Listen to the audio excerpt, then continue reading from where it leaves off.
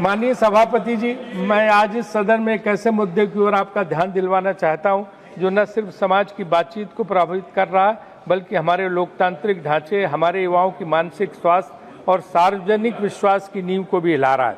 बात social media की है और उससे भी ज़्यादा सोशल मीडिया की जवाबदेही की है।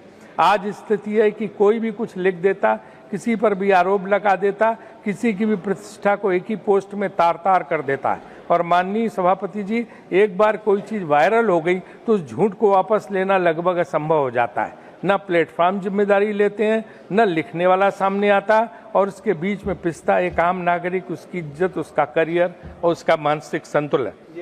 सभापति जी, हाल ही में गाजियाबाद में 3 नाबालिग बच्चियों की कोरियन गेम्स देखते हुए आत्महत्या की दर्दनाक घटना ने पूरे देश को झकझोर दिया है। इस मामले में यह सामने आया कि सोशल मीडिया और ऑनलाइन कंटेंट से जुड़ी अफवाहें, अतिरंजित नैरेटिव और डिजिटल दबाव ने उनकी मानसिक स्थिति पर गहरा प्रभाव डाले। सवाल यह नहीं कि दोष किसका था, बल्कि सवाल यह है कि जब एक नाबालिग लगातार डिजिटल भ्रम, अवास्तविक अपेक्षाओं और ऑनलाइन दबाव के बीच टूट रहा होता है, तब उसे बचाने की जिम्मेदारी किसकी है? क्या उस प्लेटफॉर्म की नहीं जो ऐसे कंटेंट को बढ़ावा देता है?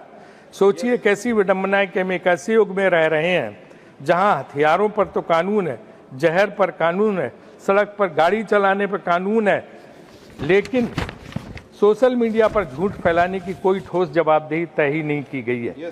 कंपनियों के एल्गोरिदम यह तय करते हैं कि हमें क्या देखना है, लेकिन यह बताने की जिम्मेदारी उनसे कोई नहीं मांगता कि किस आधार पर किसी झूठ को लाखों लोगों तक पहुंचाया गया।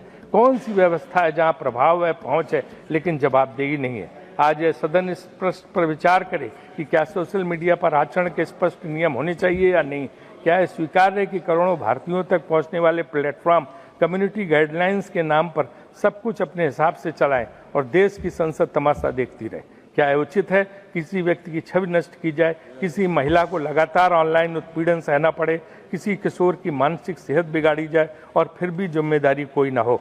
मैं विनम्र आग्रह करता हूं, मंत्री जी यहाँ बैठे भी हुए हैं, कि सरकार इस विषय पर स्पष्ट ध्यान नहीं दे रहे। मंत्री जी सुनिए, बस अश्विनी जी, मैं विनम्र आग्रह करता हूं सरकार से विषय पर की स्पष्ट नीति लेकर आए। ऐसी नीति जिसमें अभिव्यक्ति की स्वतंत्रता भी सुरक्षित रहे और गलत सूचना फैलाने वालों की जवाबदेही भी तय हो। ऐसी नीति जिसमें कंपनियों की पारदर्शिता, कंटेंट मॉडरेशन की समीक्षा, ग्रीवांस रिड्रेसल की मजबूती और भारतीय उपभोक्ताओं की डिजिटल सुरक्षा पर ठोस कदम उठाए जाएं।